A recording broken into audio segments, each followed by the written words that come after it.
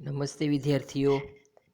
વિષય વાણિજ્ય વ્યવસ્થા અને સંચાલનમાં એ આપણે છેલ્લે જે 9મું યુનિટ છે આંતરિક વ્યાપાર એની ચર્ચા કરતા હતા. આંતરિક વ્યાપારના આપણે જુદા જુદા પ્રકારોએ જોયેલા અને એમાં પણ ખાસ તો છૂટક વ્યાપાર અને જથ્થાબંધ વ્યાપાર એ વિગતવાર સમજેલા. એના ફાયદા મર્યાદા અને એના કેટલાક પેટા પ્રકારો પણ આપણે જોયેલા. અને એમાં પણ જે જથ્થાબંધ અને છૂટક વ્યાપાર છે એના તમામ પ્રકારોની આપણે વિગતવાર તેના લક્ષણો સહિત એ સમજેલા.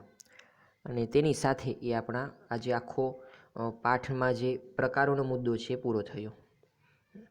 હવે મારે જે વાત કરવી છે એટલે કે આજના લેક્ચરમાં આપણે જેની ચર્ચા કરવાની છે એ તફાવતો છે. જુદા જુદા જે પ્રકારો આપણે જોયેલા બરાબર વ્યાપારના, એ પ્રકારો વચ્ચે કેવો ભેદ છે, કેવા તફાવત છે તેની આપણે ચર્ચા કરવી છે. અનુક્રમ નંબર પહેલાં આપેલું તફાવતના મુદ્દા, પછી 2 તફાવત આપેલા છે ખાતાવાળી દુકાનો અને સંકળાયેલી દુકાનો. હવે પહેલો મુદ્દો આપેલો છે હેતુ. તો જુઓ, ખાતાવાળી દુકાન અને સંકળાયેલી દુકાન આ બંનેનો હેતુ શું છે તેની આપણે ચર્ચા કરવાની છે. પહેલું કે ખાતાવાળી દુકાન છે તેનો હેતુ શું છે? ગ્રાહકોને અનેક પ્રકારની વસ્તુઓ એક જ સ્થળે પૂરી પાડવાનો છે. ગ્રાહકોને જે જુદા જુદા પ્રકારની વસ્તુઓ છે એ કોઈ એક જ સ્થળે એ પ્રાપ્ત બની રહે તેવા પ્રકારનો હેતુ એ ખાતાવાળી દુકાનમાં રહેલો છે. આપણે વાત કરી મોલ છે એ એક પ્રકારની ખાતાવાળી દુકાન છે. મોલ એ ખાતાવાળી દુકાનનું જ એક સ્વરૂપ છે.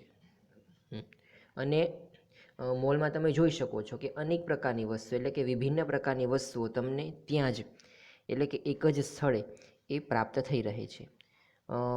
રિલાયન્સ આર્કેડની વાત કરીએ, રિલાયન્સ મોલ જે આપણે વાઘાવાડી રોડ ઉપર આવેલો છે બરાબર, તો ત્યાં જ તમને બધા જ પ્રકારની વસ્તુઓ છે એ પ્રાપ્ત થઈ જાય છે. તો આ રીતે ગ્રાહકોને અનેક પ્રકારની વસ્તુઓ એક જ સ્થળે એ પ્રાપ્ત થઈ રહે છે અને એ જ એનો ખાતાવાળી દુકાનનો હેતુ છે.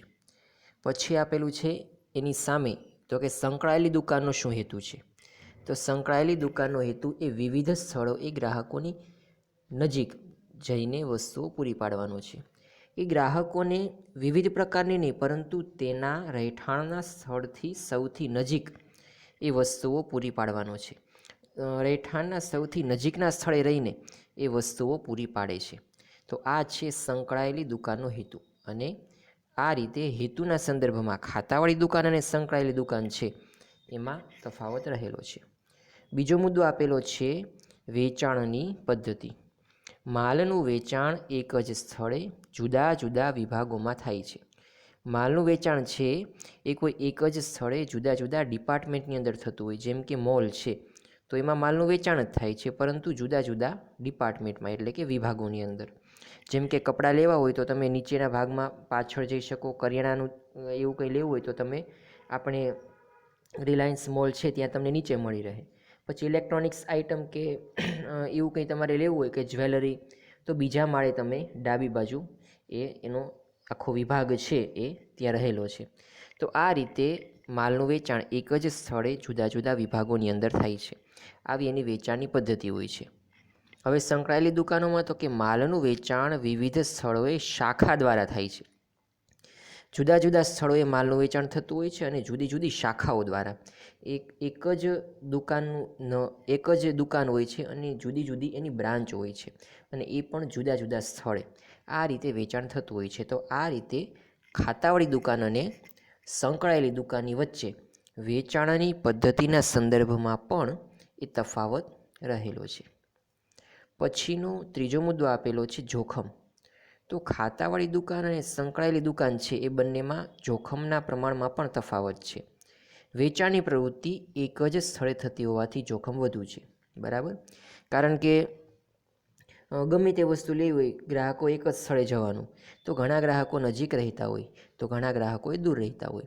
તો આ રીતે જે જોખમ છે વેચાણની પ્રવૃત્તિમાં એ વધારે જોવા મળે છે.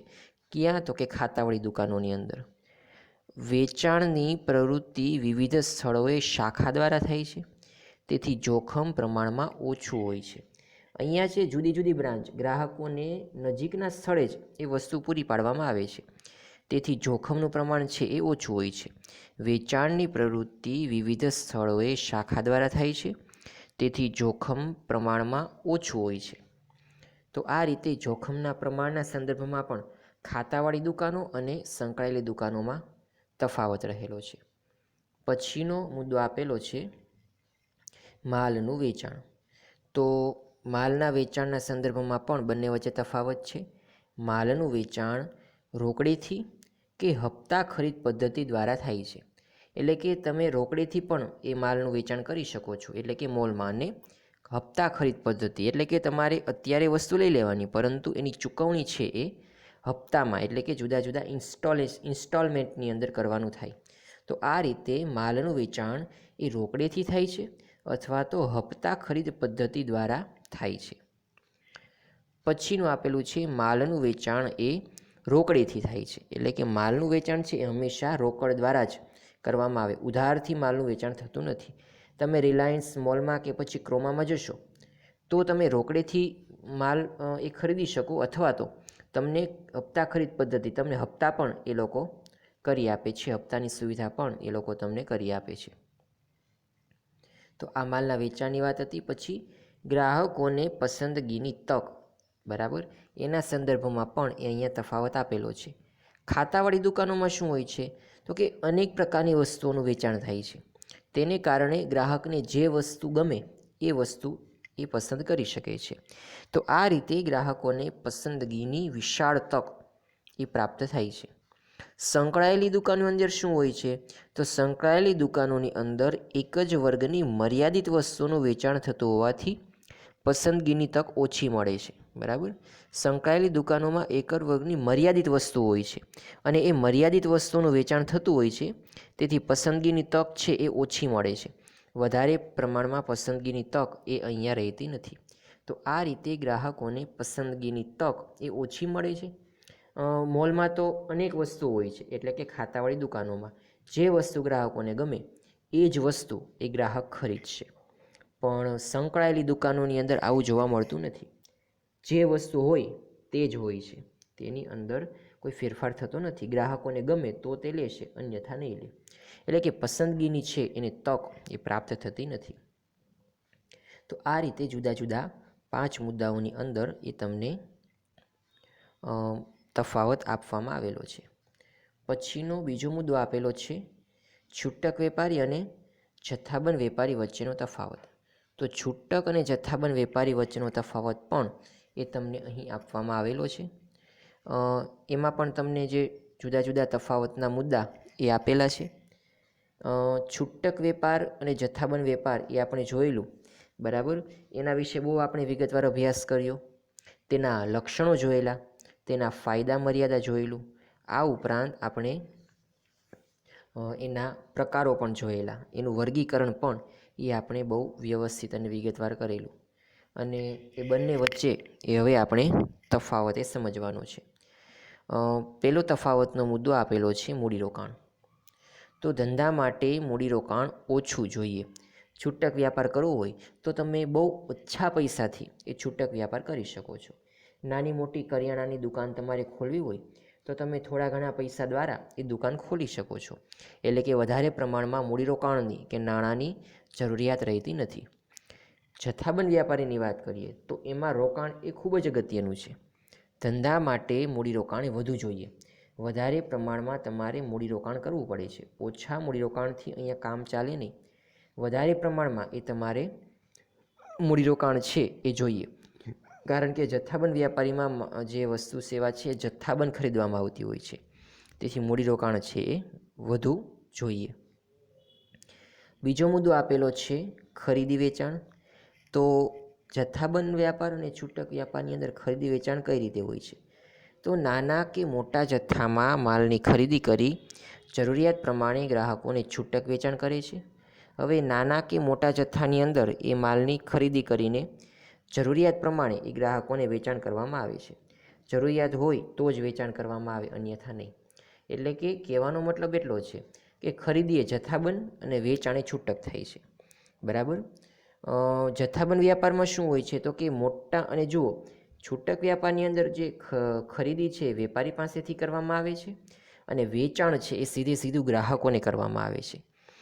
જથ્થાબંધ વ્યાપારની વાત કરીએ તો મોટા જથ્થાની અંદર એ માલની ખરીદી કરવામાં આવે છે અને વેચાણ છે એ છૂટક વ્યાપારીઓને કરવામાં આવે છે. હવે અહીંયા ખરીદી કોની પાસેથી તો કે ડાયરેક્ટલી ઉત્પાદક પાસેથી ખરીદી કરવામાં આવે છે, જ્યારે વેચાણ છે એ છૂટક વ્યાપારીઓને કરવામાં આવતું હોય છે. પછી વિતરણ કડીની વાત કરી તો આ પણ મેં તમને બહુ વિગતવાર સમજાવેલું કે ગ્રાહકો અને જથ્થાબંધ વ્યાપારીને જોડતી મહત્ત્વની કડી છે, બરાબર, એ છૂટક વ્યાપારી છે કે જે ગ્રાહકો અને જથ્થાબંધ વેપારી બંનેને જોડે છે. હવે છૂટક વ્યાપારી અને ઉત્પાદક વચ્ચે વિતરણ કડી સમાન છે, એટલે કે છૂટક વ્યાપારી અને ઉત્પાદક છે આ બંનેને જોડતી કડી એ જથ્થાબંધ વ્યાપારી છે. આ તમારે MCQમાં અને 1 માર્ક્સ માટે પણ યાદ રાખવાનું છે.